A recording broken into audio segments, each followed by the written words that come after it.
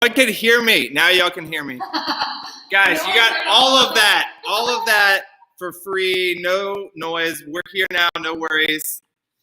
I know, no audio, no sound. I'm here now, okay? Don't worry. There you go, that's for the no sound. Guys, I don't know how people wear these long locks.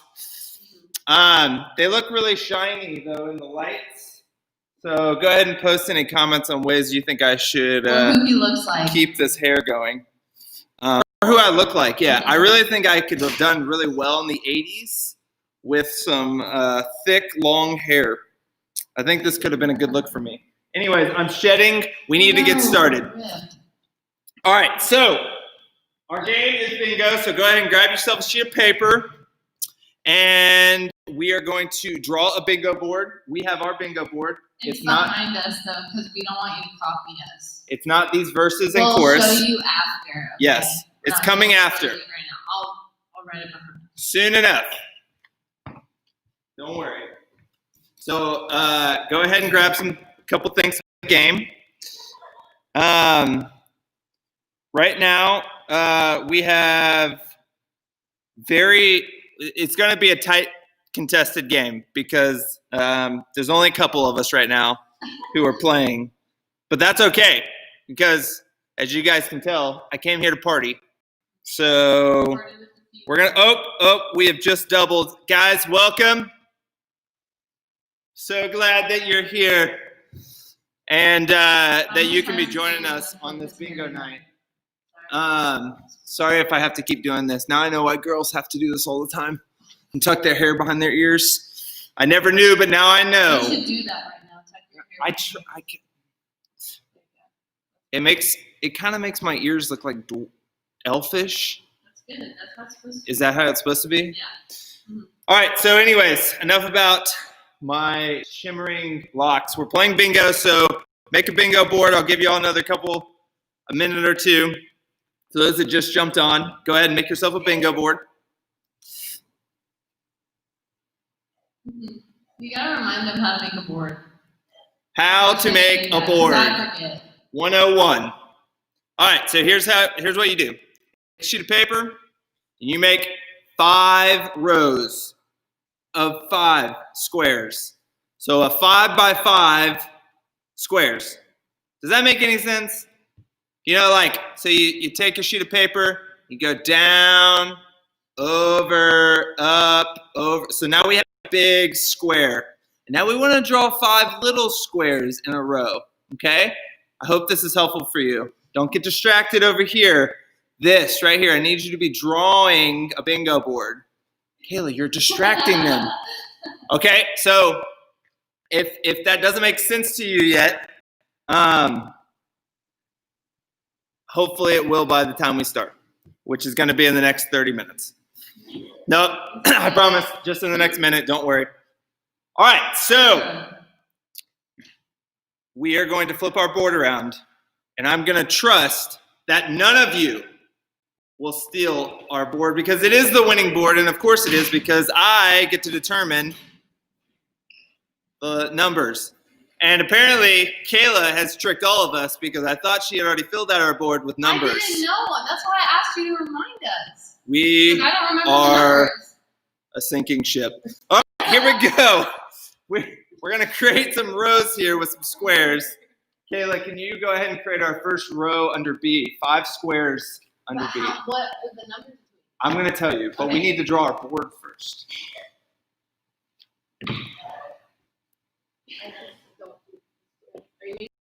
No, I'm not. Here we go. We are drawing our bingo board, as I hope you already have. We're probably the ones that are behind. Yes.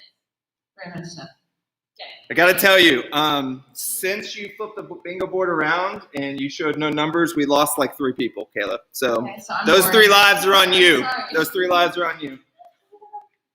Okay. What in the world? These aren't even straight lines. This is called a cat attack. All right, here we go. So our first row of B is 1 through 15.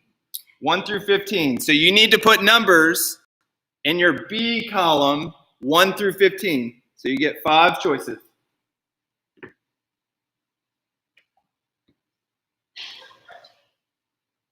Those are good. Actually, three of the five of those were my baseball numbers, so we're good. Great choices. Great choices. All right, so 1 through 15 on your B row. Hey, no worries. They just came back. We started putting numbers on, and they're back. Okay. Welcome back. All right, here we go. What's the next one? Our next row, row I, 16 through 30, 16 through 30. And if you have a hard time with numbers or counting, or we've surpassed the amount of counting that you can use for your fingers and toes, 16 through 30 is 17 and 18 and 19. It's not 40 and it's not 55, but 17 and 18 and 19. You get the drift. That's you get right. the drift. All right. 31 through 45. 31 through 45. All right, 31 through 45. Okay. No, Kayla, you can't put 29 there. Sorry, guys, sorry. I made those jokes and Kayla's writing the wrong numbers. 31 through 45, here we go. Yeah, that's great, that's great. We're almost done. Okay.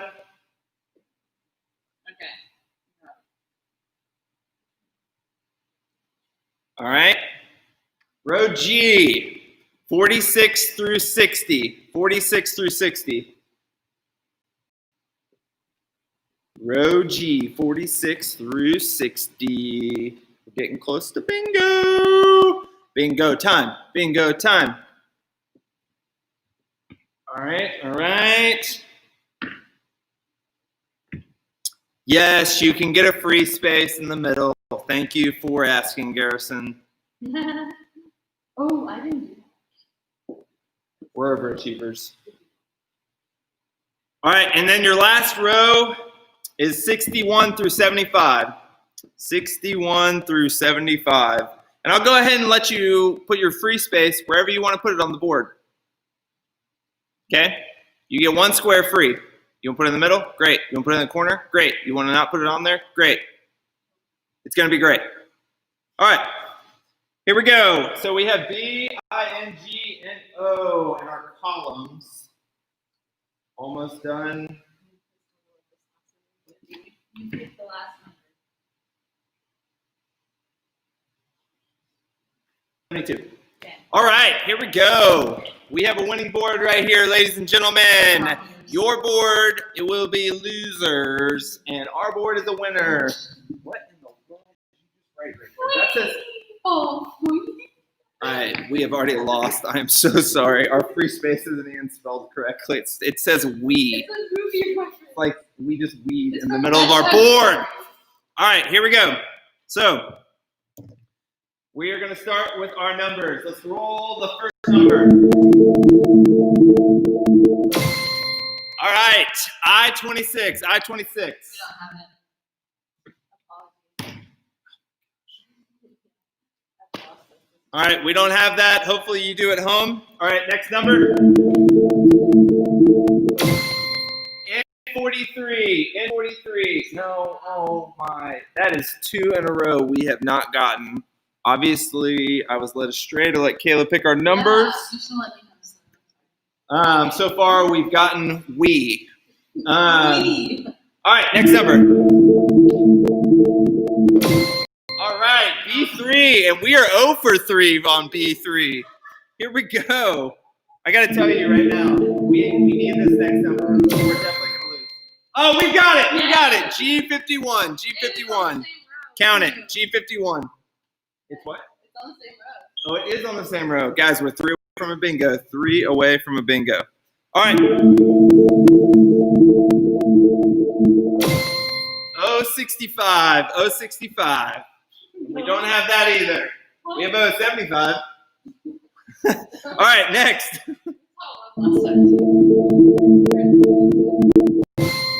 074. 074. Don't have that either. We are big time over. I think my object. Did you do this for the last time we played? Yeah. I have 2 3 numbers in my head. Oh, N40. Gosh, we on a roll. We got 1. All right, next. N36. Ooh, we of N35. Very close, very close. All right, next. 062. All right, we have that. We have that. This free space, or this squeeze space, is really helping us out here. All right, let's do another. G55. Oh man, that is 3 in a row. 3 in a row, guys. We're getting close. Getting close. Let's do another. N42. Well, there goes our streak. It was fun while it lasted. All right, next. We did that already. 065. We already had did. that. We'll just kill it. Come on, okay? It's just part of the game. Tori's doing her best. B1. We have P11.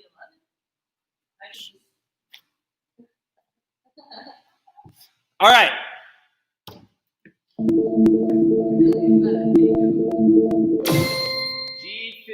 G53.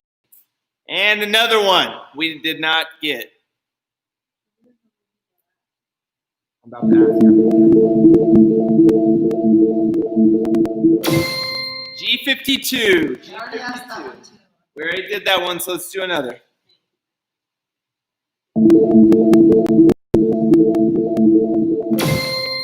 O64. Kayla feels like that one was done too. I think it's just that we missed it again. N38. Okay, that was another miss. All right, let's pause for a second. Do any of you have 3 or more in a row right now? 3 or more in a row? 3 or more. See, this is the fun part because I'm talking to them, but what's on here is definitely not. Mm-hmm. Yeah. No one's commented in a while. No one's commenting. We've We've gone up and down We got in 6. numbers. Some bad internet connection. That's what I just tell myself. All right, so thank you. You know who you are, and you are welcome.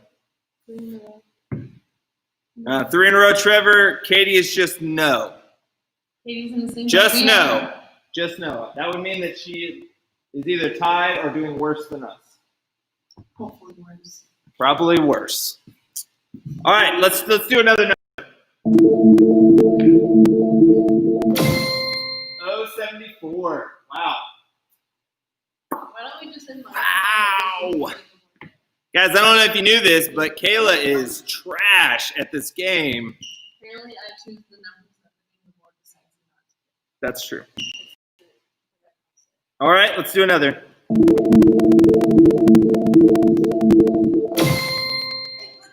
That's the third time. Oh, yeah, Guys. All right, another one. It's okay. It's not your fault. Just randomly. 72. 72. All right, we got 2 in a row again. We're not actually getting that much closer, but It's just like stairs. yeah, guys, it's just like stairs. Yeah, that's what our G56. That's a no. That's a no for us. 069. Ooh. All right, next.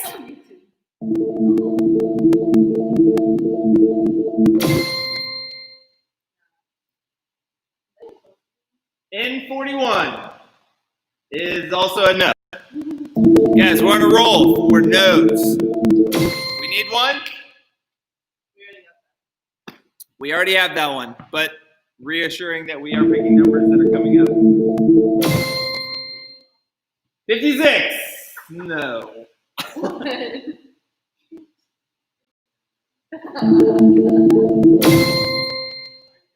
We already got it. We got it. Don't worry. 38. keep G47. G47. We got 3 in a row. 3 in a row.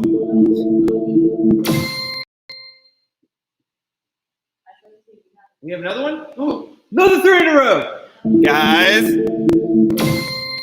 I-18. No. What was everyone else? Even though, let's pause for a second. Happy birthday to Abby Smith by turning 18 on I-18. Great work. You've accomplished a lot in your life. Now, hopefully it doesn't go downhill. All right, here we go. Let's move on. G55.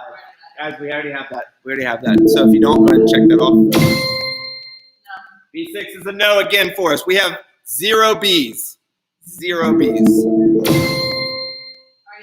Already got it. 32. Ooh. We got 3 in a row. No, 15. No. We don't like the B column. Yes. 4 3 in a row. We have a lot of 3 in a rows. Where's everyone else? Amy? I'm about to ask him. In 32. Already called. Let's do one more then. B11. We have it. B11. Another 3 in a row. All right, guys. We have 5 3 in a rows. We've already done that. Okay, let's pause on the numbers. We have 5 3 in a row. Does anyone have 4 in a row right now? Does anyone have 4 in a row? We had 3 in a row earlier. Trevor, have you progressed to 4 in a row yet? I know. That's just how. Yeah. That's all. That's how it has to work. Yes. Working a lot good. Mhm. Guys, can you see our board? Well, we are so close. So close. Yes. Oh, Katie has bingo. Katie No, has bingo. no, Katie has no. bingo. No, I don't believe you. You're lying. Text Andrew proof. Show him your bingo. No. No. I don't think that's true. She didn't even have any. Yeah, you said no. And then How did you go from Oh. no to bingo? I'm suspicious.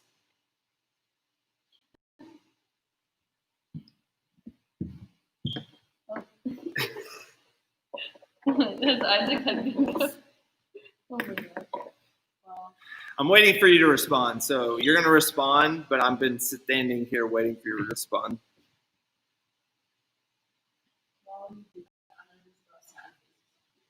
Yep. Sad faces everywhere. A lot of sadness here. Really thought we had it in the bag. I even preloaded the numbers for us, and somehow that communication didn't make its way to Kayla to write down those numbers. And we lost. Yes, if you have 17 in a row but did not get bingo, I think that's more on you than it's on us to have not called that earlier. That's close to a blackout, a complete board fill out. All right, so our board is sad, but somewhere someone's board is very happy. And I'm going to guess that Katie either lied or actually is telling the truth and won. So I'm going to hope that she wouldn't lie right here, right now. But I'm calling her out for it if she did. If not, congratulations. We're kind of happy for you. All right, so we're going to move from our game of bingo. We don't have, gosh, these lights really give me a nice tan. Look at that. Wow. Keep telling yourself that, Andy.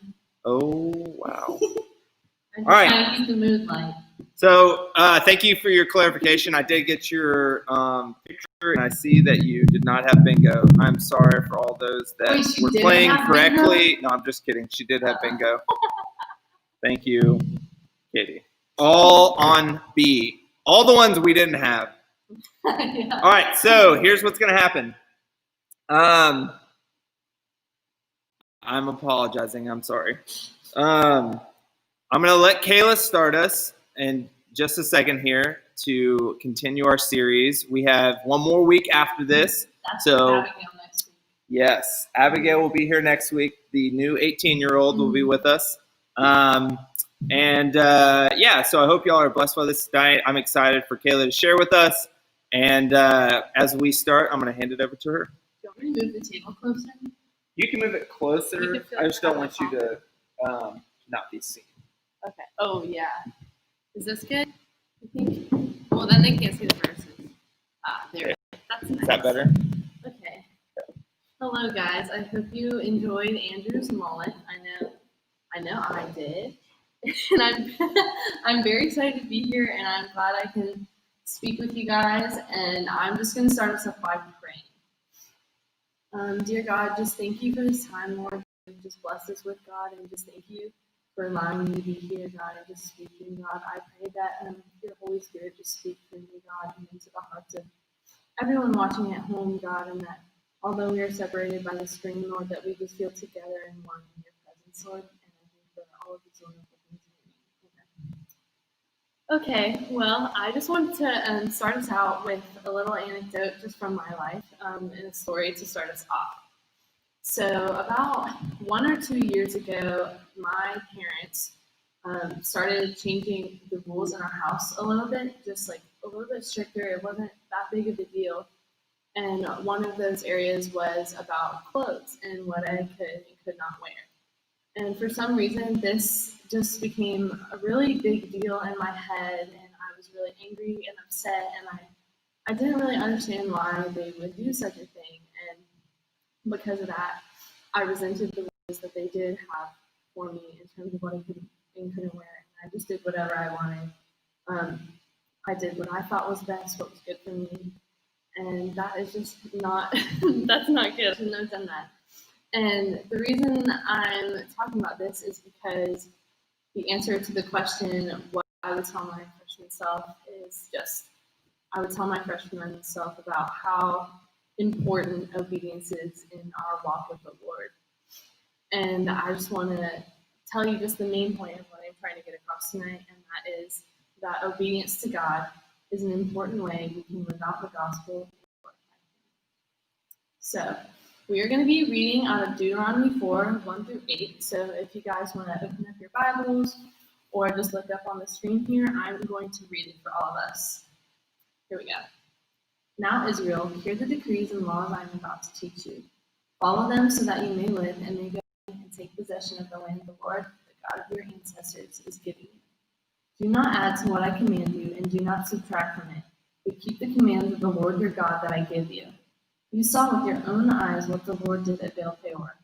The Lord your God destroyed from among you everyone who followed the Baal Peor. But all of you who held fast to the Lord your God are still alive today. See, I have taught you decrees and laws that the Lord my God commanded you, so that you may follow them in the land you are entering to take possession of it. Observe them carefully, for this will show your wisdom and understanding to the nations who will hear about all these decrees and say, surely this great nation is a wise and understanding people.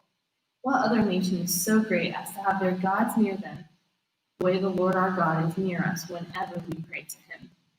And what other nation is so great as to have such righteous decrees and laws as this body of laws I am setting before you today? Okay, and with this passage, I'm going to be answering the question, why is our obedience to God so important? And the first point is that he commands us. He commands us to be obedient. And let's just look back at verse 1 for this, where it says, now Israel, hear the decrees and laws I am about to teach you. Follow them so that you may live and may go in and take possession of the land the Lord, the God of your ancestors, is giving you. And the reason why this is just so important is because of how big and immaculate our God is. Our God is so big. We can't even fathom to understand how big and how great and how much he is working in our lives. And he has directly commanded us to do something. This big and huge God who has literally created the earth has told us something to do, and that is just really important that we take note of that and just how big he is and the fact that he is commanding us his creation. And I want to look at another verse, which is Deuteronomy 11:1, to just supplement this. And it says, love the Lord your God and keep his requirements, his decrees, his laws, and his commands always. And it says this a lot of other times in the Bible.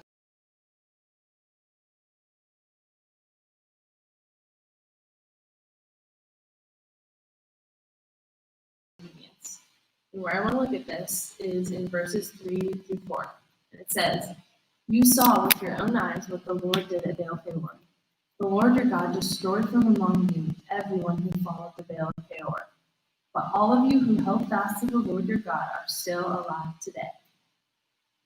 Just like he saved those people who followed him in the Old Testament, God has saved us with the death of his son on the cross. We have salvation, and he has rewarded our obedience by allowing us to have an inheritance in heaven that is eternal, where we get to live with him. And another thing that we receive because of our obedience is just the Spirit inside of us, dwelling within us. And let's reference 1 John 3:24 for this. And it says, "The one who keeps God's commands lives in him, and he in them. And this is how we know that he lives in us.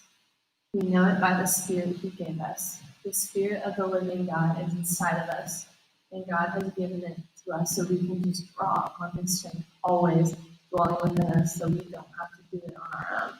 We don't have to do it by our own strength, but by his." And another thing that we receive because of his obedience is God's love. And let's look at John 14:23 for this. It says, Jesus replied, "Anyone who loves me will obey my teaching. My Father will love them, and we will come to them and make our home with them." God loves us. We are his creation, and those of us who we draw close to him always, and he loves us as his children, and he loves those who obey him. And when I talk about reward, I'm not talking about a tangible reward, but in fact, a spiritual and eternal reward that has been given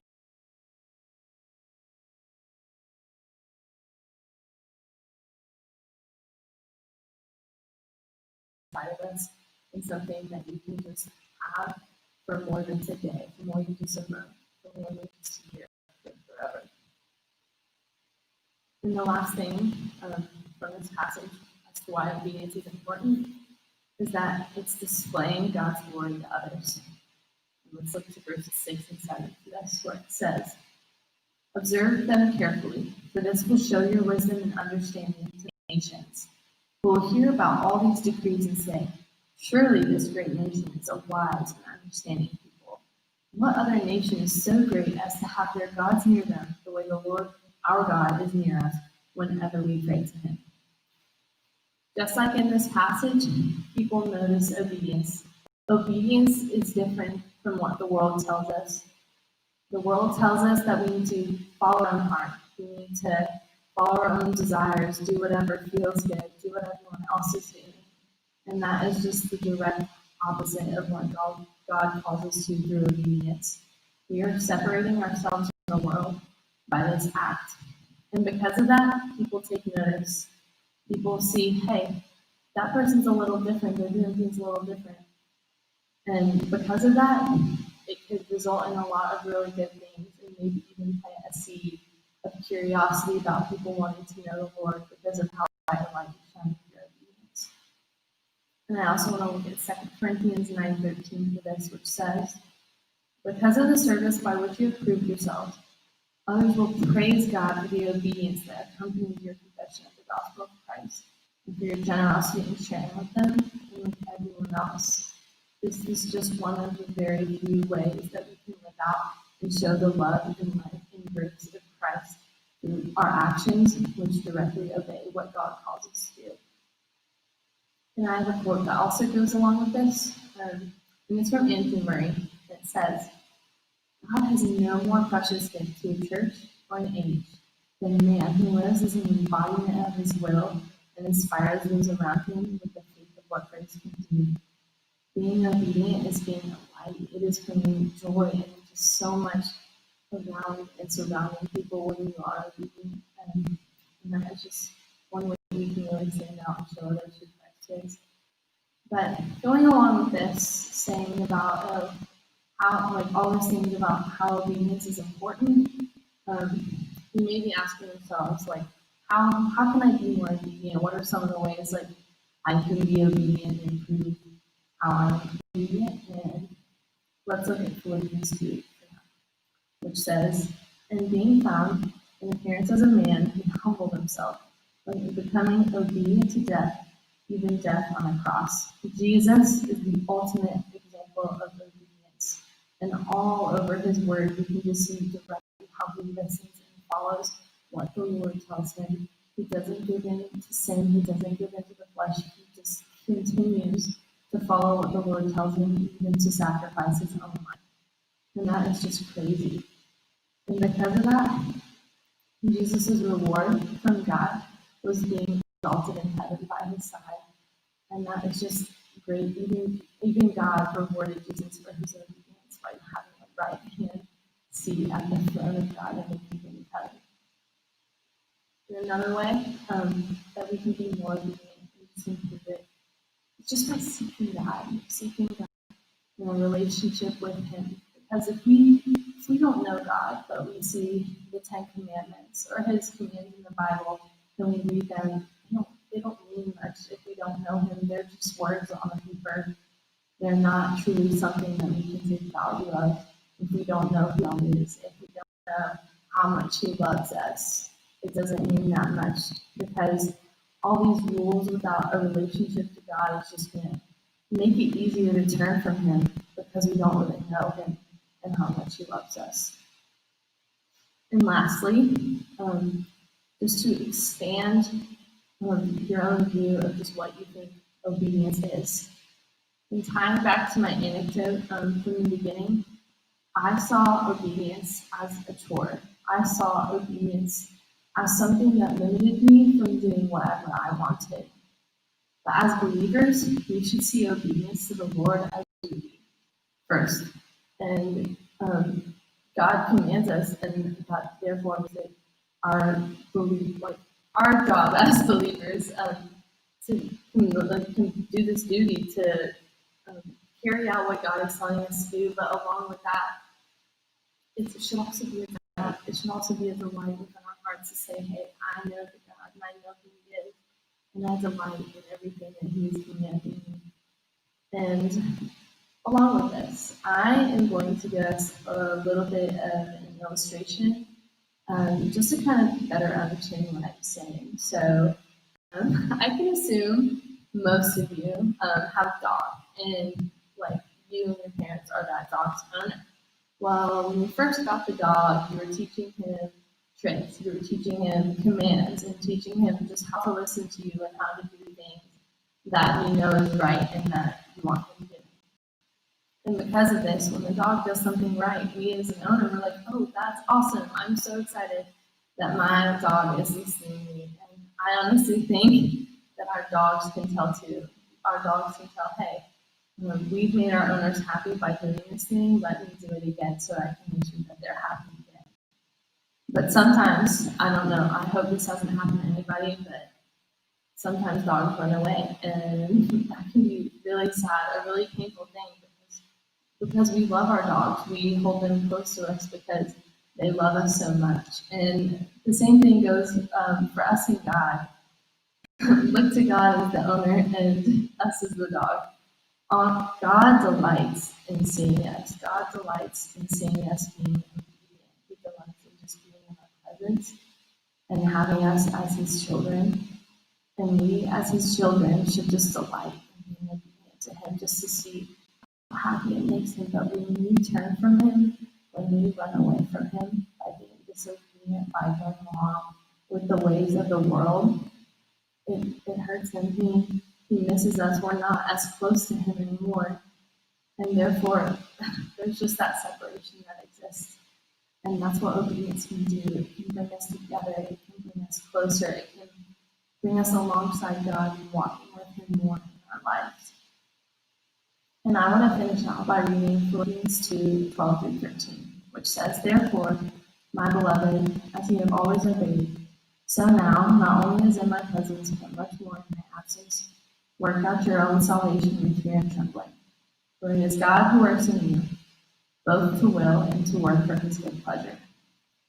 Obedience isn't by our own strength. It is also God working within us always. He is always doing a work in us. And God, in the cycle of us and God, just in that obedience will just cause God, like we will be together in that obedience, and He is just working in us to help improve that. And I just want to pray us out now. Dear God, thank you for this time. God, I pray that this message I've just spoken, God, be directly from you, Lord, and that it can just be carried into the homes of everyone, as watching you, Lord, and I thank you just for being here, God. I thank you for your presence. I thank you for your spirit dwelling within us, who is just working in us always, God. Who is convicting us, God, to be obedient, to draw closer to you, Lord. And I just thank you so much for this time, Lord, and just for being our God, for being our Immaculate, for being our never-ending God in our lives, Lord. And I pray all these wonderful things in your name. Amen. All right. So hang up here real quick. I'm gonna throw Kayla a curveball here. I'm gonna actually grab a stool and I'm just gonna have a little Q&A like Kayla just talked about with her. Okay. So she'll be somewhat prepared for these questions because she's been talking about it obviously for the last couple minutes here. But let me grab a stool real quick and we'll be right back. Are you drinking tea, Andy? Yeah. Some good old hot Yeah. tea. All right, I might pull this screen out too so you can see it better.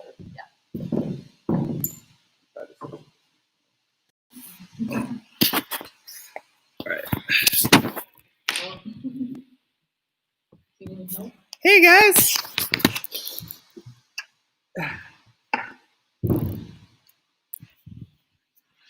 Hey, so much better. Look at that. You can see my water bottle. You can see the water bottle. It's been hiding this whole time. All right. Hey guys. All right. So, like I said, I want to just ask a couple questions of Kayla. I've done this a couple times just to better like flush out a little bit about why they chose what they chose and how it's been impacting them. So that'll be my first question to Kayla. You kind of touched on this, but out of all the things you could talk about, as a thinking back to a freshman self, why choose obedience? Because it's something along my 4 years that I feel like is something that I've definitely struggled with and had just boil inside me, because being in high school is a lot of people telling you to do things that go against what your parents are saying, go against what God is saying, but hey, it's your friends, it's people that you want to surround yourself with, and that they're nice, they're people you want to be with, but sometimes they're telling you to do things that you shouldn't do as a believer. And I feel like if I had known that before, I might have done high school a little bit differently. And I think I would have grown more earlier on in my faith if I had known that and kept that close to my heart. So, are there any stories or moments that you think about specifically with this topic as you think of the last 4 years where maybe there's a good example and a bad example where it was like, I did walk in obedience here, and then an example where I did not walk in obedience here?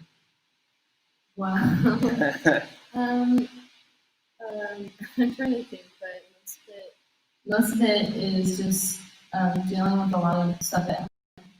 Because a lot of my friends, the older we got, we want to dress more maturely, we want to do all these things, and one of those ways is bathing suits, and I used to try and get around that and wear different ones, like when they didn't know, but now, I completely follow, and I know that wearing those is what I should do, but a lot of freshmen and sophomore me was not doing what they wanted me to, but it was also that with my friends in school too.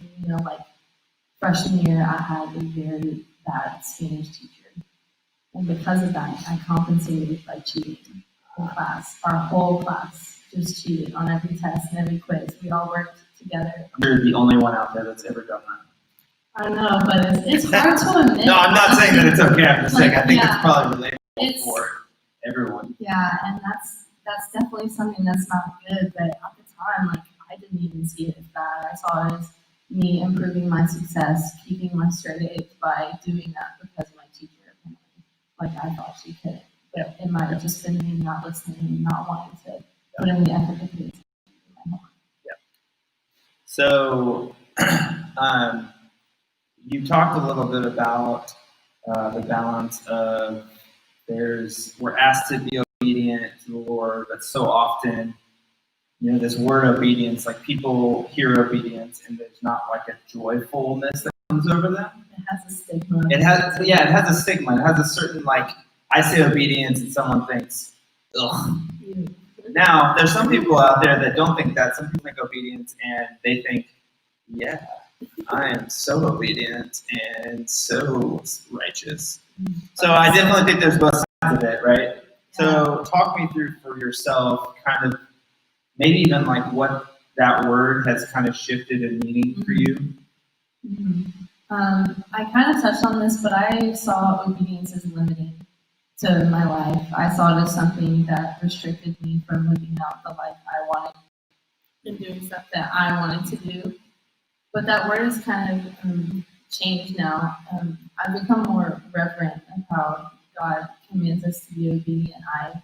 It shifted just because, like, being obedient despite my heart not wanting to be actually helped it form to where being obedient is something that didn't like that anymore, just because I just kept doing it and being consistent with it and making sure that, like, hey, I know the Lord has said this is something for me to do, and because of that, the word in my heart is just kind of shifted into something I should be thankful for. Because if God didn't call us to be obedient, we wouldn't have these ways in which we could follow Him and see what He wants us to do. I feel like without obedience, we'd be running wild and free still. We'd still be lost, without Him calling us to be obedient. And so, Yeah, no, that's good. So, what would you tell someone that maybe is in a place in their life where they know they're supposed to be obedient, but they just don't want to? Would you have something for them to, like, encouragement, or even maybe it's not like necessarily you need an answer, but like if one of your friends walked up to you and said that, like, hey, I'm really struggling with obedience, what would you tell them? Oh my God. Well, I feel like this is a lot hard. Could you repeat the question? Yeah, so if one of your friends walked up to you and said, hey, like, I know I'm not being obedient in this area of my life, like I'm called to be obedient by the word and by the Lord, and currently I'm just choosing to not be, but I want to be obedient. How would you encourage them to make the choice to be obedient when they have made the choice often to just not be? Well, I would first just ask them, like, why, because I feel like finding out what's in their heart and why they're not wanting to be obedient is the first step into kind of like shifting their heart, because a lot of people just don't want to be, like you said, and there's something behind that. Like, I feel like it's not just because they don't want to be. It's because of something bigger that they probably don't even know or don't even, like, think about themselves, And then after that, like, first, I would just pray for them, pray with them, even if they feel like that's something that they'd be comfortable doing, because it is a very common struggle, and I would take it with them like that. Like, that's something I've struggled with. Like, you don't have to feel ashamed.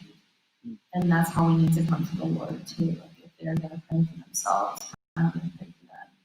It's that they shouldn't be ashamed, but instead see it as something that, yes, they're struggling with, but hey, they have a God who's bigger, a God who's already forgiven them for how they're not obedient, but also just that they keep seeking the Lord and knowing more about who He is, so that God can work inside of them through His word to kind of change their heart as well.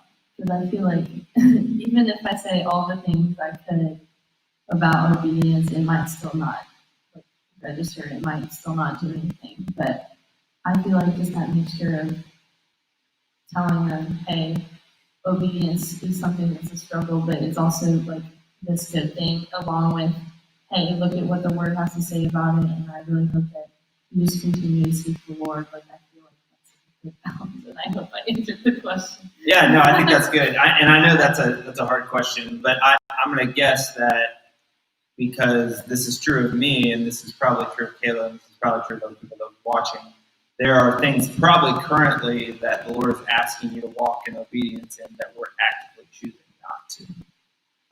Or we're just ignoring, and maybe it's not like an active rebellion. And it's hard because, like Kayla said, like we know a lot of those things, but we just choose not to because we just see them as rules that will limit us. I think when this question comes to mind, I think about Jesus when Kayla mentioned in Philippians 2, but also Jesus in the Garden of Gethsemane when he's like, not your will, but my will. Or sorry, not my will, but your will. Well, that would be the wrong way to do it. Not my will, but your will be done.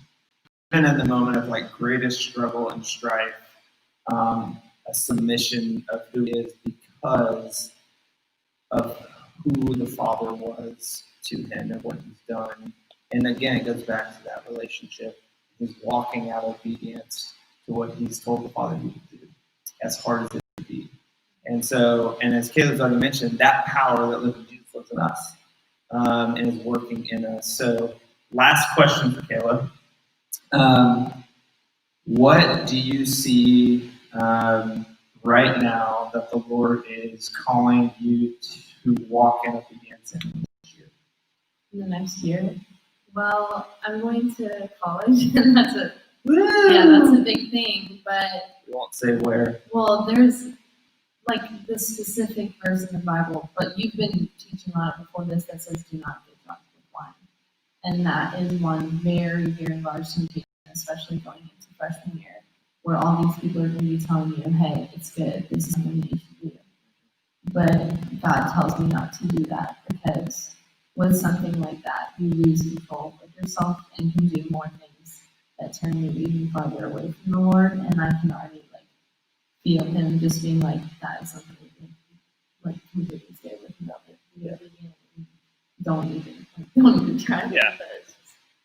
Yeah, I think that's good. I think that's wise of you to see that. And it'll be hard to walk in as you go into your next season of life. And for those of you also going off to colleges, it's just hard. It's hard probably for y'all in high school. And I know what kind of temptation that can be. Yet the Lord has called us to walk in obedience to that, and not only to the abilities that have given us age for that particular area, but also that Scripture has called us to not get drunk on wine and to be a drunkard and the things that come along with that. So that's really good. Well, I'm going to close this in prayer, and we'll be done for tonight. Father, thank you for this time. I just pray, Lord, that your presence would go forth with us as we leave here. And thank you so much that even when our wills are so bent toward our own kingdoms and our own selves and gaining and controlling things for us, that you bring us back to yourself. You bring us back to forgiveness and repentance through your kindness. And we thank you, Lord, that the Holy Spirit works in us to change us, to mold us to look more like Jesus, even in our obedience in the way that Jesus modeled that. We thank you for this time. We ask all this in your name. Amen. All right, thanks for hanging out tonight, guys. We'll be back next week. Like I said, Abby will be here.